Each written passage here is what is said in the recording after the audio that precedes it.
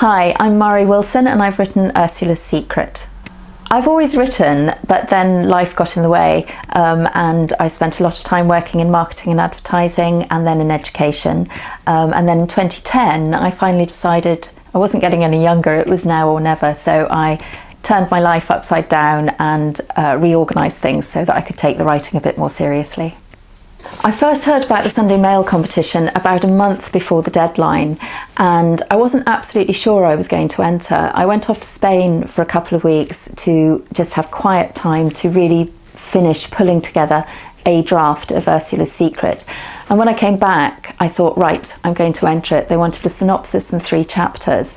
So I decided to enter it, as much as something else to justify having had the 2 weeks away.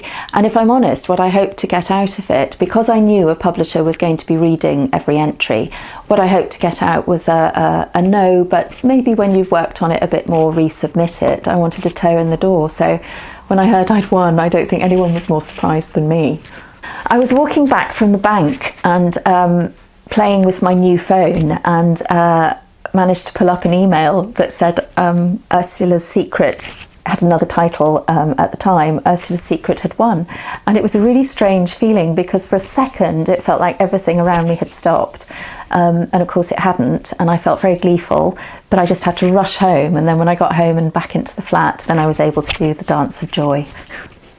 It had been ready about a day, well, maybe a couple of days. I'd literally spent the 2 weeks away knitting it together. I had scenes that were written at different times and I tried to pull the whole thing together. So it really was the first time that I had a completed manuscript. And so yes, I'd finished, I suppose, technically just a day or two before I entered it. But that makes it sound a little rougher than I hope it was. I had been editing scenes as I'd been going, so it was a case of assembling them. I think the best part has been having other people to talk to who care about the book.